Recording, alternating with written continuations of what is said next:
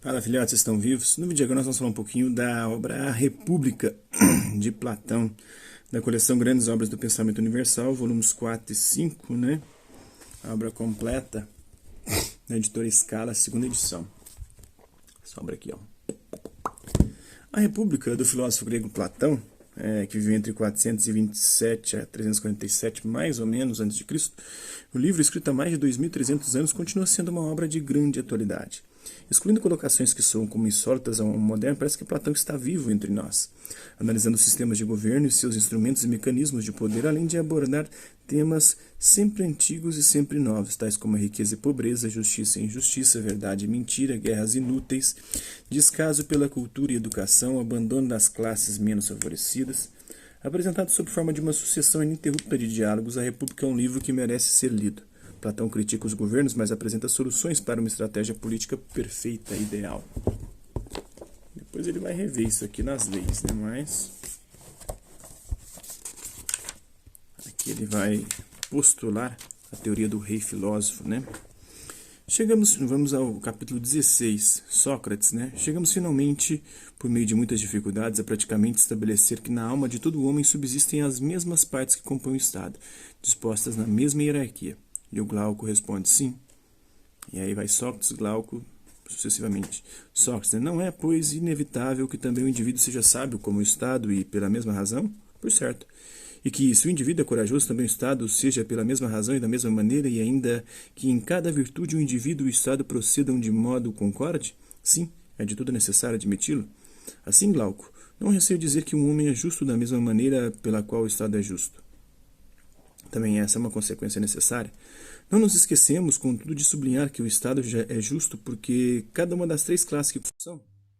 Aí está a noção de justiça de Platão, né? O Estado composto pelas três classes, né?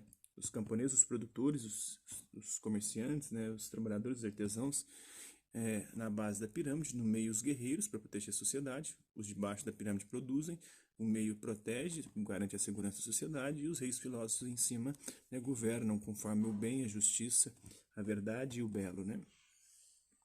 Isso seria justiça para Platão.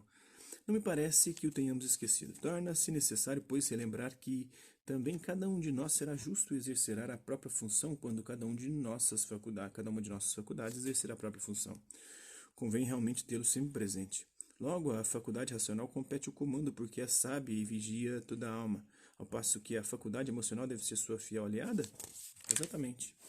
Como dizíamos antes, não seria pela colaboração da música e da ginástica que entram em acordo, uma nutrindo-a e fortalecendo-a com os seus belos discursos e ensinamentos, enquanto a outra ameniza-a com os seus conselhos, aplacando-a com harmonia e ritmo? Sem dúvida alguma.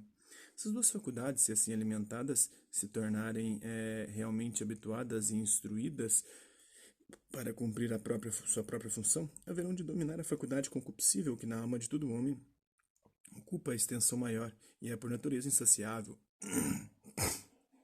por dinheiro, né?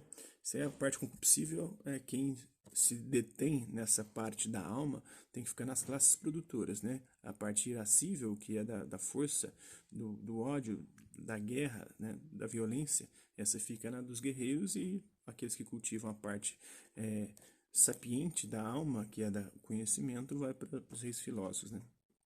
Elas vigiarão para que essa não fuja de sua função, uma vez grande e forte, enchendo-se com os ditos prazeres do corpo, e não tente submeter a seu domínio o que por origem não lhe toca, e não venha assim a desorganizar toda a estrutura social. Precisamente. E também diante dos inimigos externos, essas duas faculdades não haverão de defender da melhor maneira possível a alma e o corpo, uma deliberando e a outra combatendo, obedecendo às ordens e executando com a virtude da coragem os planos traçados? É verdade. Por isso acho que dizemos que um homem é corajoso quando sua faculdade emocional conserva, por meio das dores e dos prazeres, os preceitos racionais sobre o que há a temer ou não, correto? E esse homem é sábio em virtude daquela pequena faculdade que nele se impõe e que é dotada da ciência do que é útil para cada faculdade em particular e para as três juntas. Assim deve ser.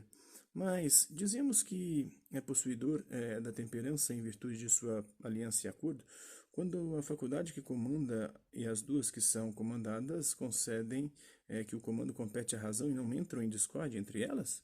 Sim, a temperança não pode ter outro sentido tanto no indivíduo quanto no Estado. Finalmente, esse homem deverá ser justo na maneira e pelo motivo que mais vezes expusemos. De tudo inevitável. Haverá, portanto, alguma coisa que, ainda que oculte a nossos olhos a justiça, fazendo com que pareça diferente de como se revelou a nós no Estado? Parece-me que não. Mas, se ainda persiste alguma dúvida em nosso íntimo, podemos confirmar essa tese recorrendo a um exemplo banal. Qual? Se, com relação ao nosso Estado e ao indivíduo modelado à sua imagem por natureza e por educação, devêssemos decidir de comum acordo se tal pessoa poderia receber sem depois restituir um depósito de ouro ou de prata, quem, segundo seu parecer, atribuiria semelhante ação a ele antes que àqueles que não são como ele? Ninguém. Esse homem não seria igualmente incapaz de cometer sacrilégios, furtos, de trair seus companheiros na vida privada ou do Estado na vida política? Certamente seria incapaz. Além disso, não seria por nada infiel aos juramentos e a qualquer outro acordo? Como poderia ser? Aqui ele está defendendo a visão de que o mal é fruto da ignorância, né? Quem conhece o bem, o pratica. Quem faz o mal é porque não conhece o bem, porque se conhecesse o mal, jamais seria capaz de praticá-lo, né?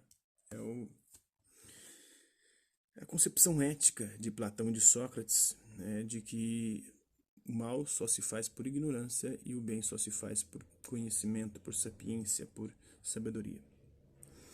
Qualquer um, exceto ele, poderia cometer adultério, abandonar os pais e ofender os deuses, sem dúvida. E tudo isso não se deve, talvez, ao fato de que cada uma de suas faculdades internas exerce sua própria função com relação ao comando e à obediência? Sim, essa e não a outra é a causa. Você continua, portanto, acreditando que a justiça seja diversa daquela faculdade e que assim torna os indivíduos bem como os estados? Por Deus, não. Então é isso aí, o capítulo 16 da obra da República de Platão. Espero que vocês tenham gostado do vídeo. Quem curtiu, dá um like. Quem não curtiu, dá um dislike. Quem se interessar pelo conteúdo do canal, só se inscrever e ativar o sininho quando as próximas vídeos, as próximas notificações.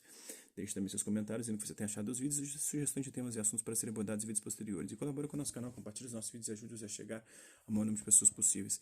Gostaria de agradecer aos 916 inscritos no nosso canal, agradecer também aqueles que oram por conta de conteúdo passam por aqui, deixando a sua visualização, seu like, seu dislike, seus comentários, que eles compartilhem os nossos vídeos, compartilhem o nosso canal, seja aqui nas plataformas no YouTube e outras redes sociais. Mas é isso aí, hasta lá vista e até a próxima.